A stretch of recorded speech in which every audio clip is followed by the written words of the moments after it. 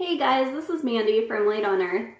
And today I want to talk to you about the lessons that I learned from Mr. Money Mustache's blog.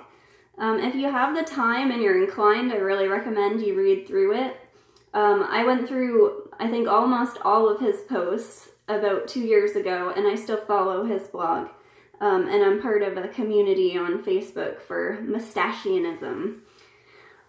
So if you're into minimalism or self-improvement or especially interested in early retirement or just saving money, you'll be really interested in Mr. Money Mustache.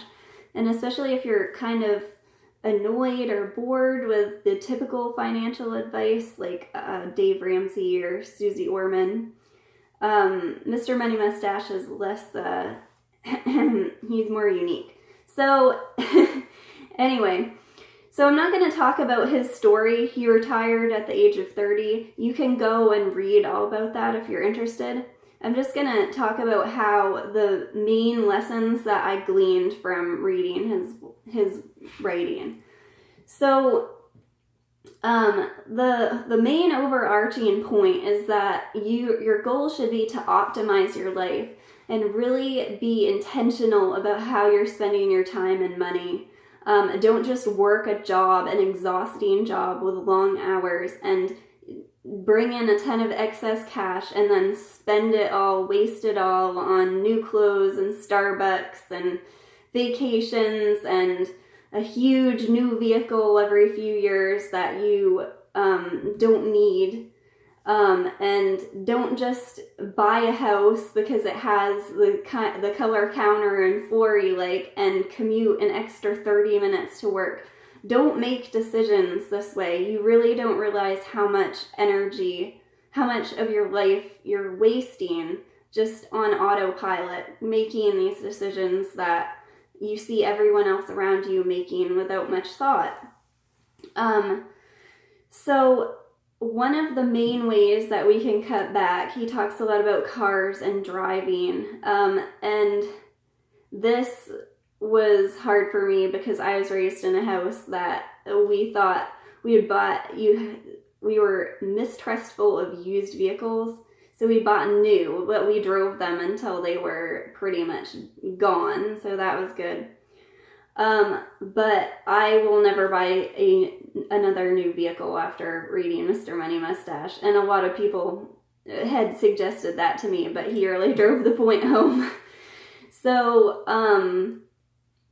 don't think that you have to have four-wheel drive. SUVs are the cool thing now, and we don't really ask ourselves why we want an SUV or how much per mile that's costing us. Figure out your gas, figure out four-wheel drive has more maintenance costs, there's more parts that can go wrong. You also they're not as safe as we're sold that they are. It's kind of sad. Four-wheel drive if you live on a mountain and you live somewhere snowy and your driveway isn't plowed perfectly all the time, then maybe you want a four-wheel drive vehicle, or even better, find a house that's not on top of a mountain. But if you get nice snow tires, and he had a blog post that really helped me that suggested to get snow tires on dedicated rims. So I went and did that this year, and now I don't have to take them to the garage. My rims won't be damaged from the tires being taken on and off every season. I actually run snow tires before I knew this. I run snow tires during the summer and they wear right down, and that's a horrible idea and I never should have done that. But I also have a really fuel efficient car. Front wheel drive is great in the snow. I don't go in blizzards. Nobody goes in blizzards unless you have a medical emergency, in which case you could just call an ambulance and that might be your best bet anyway. So think, do you really need a four-wheel drive vehicle, or are you just think you need it because other people think they need it?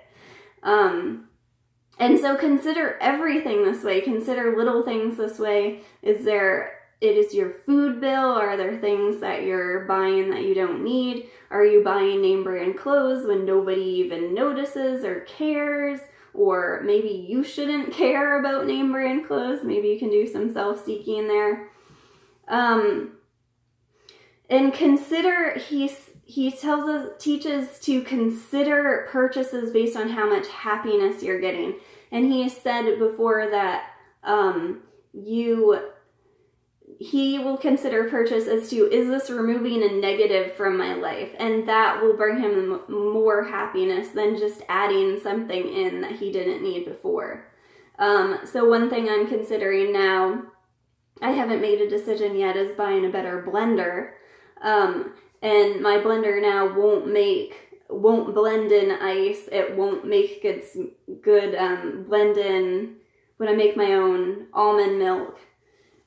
So if you can buy something that's going to save you money and remove a negative from your life, for example, spending a lot of money on almond milk, then maybe that's a good idea, but maybe you also don't need almond milk either. So you have to decide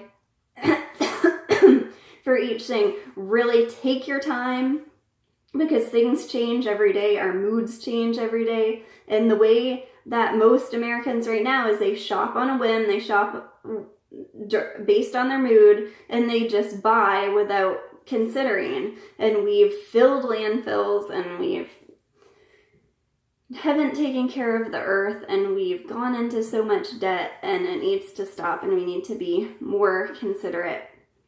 So another great lesson from Mr. Money Mustache is badassity, which is that there's a lot of pleasure in learning a new skill instead of just going out and hiring it done or buying something that will fix your problem. Taking the hard road purposefully, you will always learn something. You will always get something more out of that. And we're so scared of discomfort, but if we just purposefully choose discomfort and go through it with a positive attitude that we're going to learn something and that we're badasses, and so discomfort, bring it on, that totally changes the attitude, and that has a kind of fulfillment that money can't buy.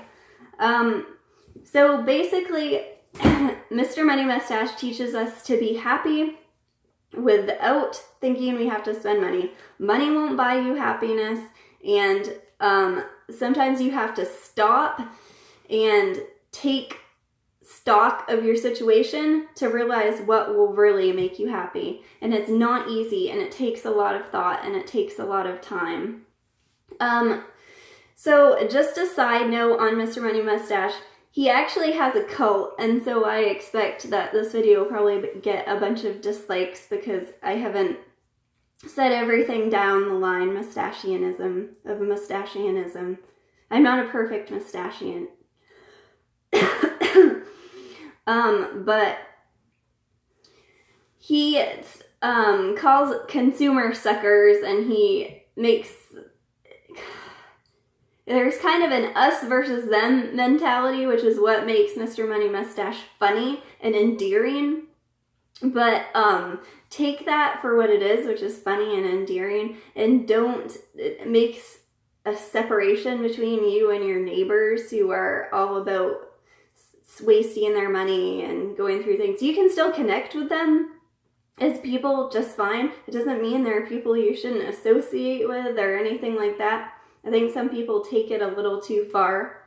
And especially, we're told that we should be ashamed of being cheap. That's kind of a thing in American culture. And so that's why his blog is so popular, because it kind of makes it cool to be cheap. Or you're a badass. He's like sending these messages that you're a badass for being really cheap. and yeah, so... I also think at first this bothered me more than it should, because I live in an area where people really don't have a lot. It's a economically depressed area. It's kind of on the edge. It's kind of secluded. We're like shoved towards Canada and the ocean. And the only people who have money are like fishermen and lobstermen, and they'll get money during different seasons and blow through it. but most people just have seasonal jobs or jobs they have to, like jobs at Walmart, jobs that don't pay a whole lot. There aren't a lot of industries that you can work in. There aren't a lot of jobs that require college education. So I kind of grew up learning to, without the keeping up with the Joneses thing. And I've traveled to cities, and I recently as an adult traveled to an area outside of Virginia that's considered one of the most affluent areas. And it was just culture shock to me. I couldn't believe that, I'd never seen neighborhoods that you didn't see little mobile homes interspersed in with. And so the reaction of Mr. Money Mustache to people who waste their money, at first I couldn't understand why that was so much. And now, like, it was more consideration. I realized that I'm just really lucky to live in an area where there isn't a huge, oh, you have to dress nice, you have to look perfect, you have to keep up with the Joneses. Your worth is based on how well you do, and not that we ever talk about money and never really know how well you're doing, but how you appear to be doing. And so that's kind of the American thing.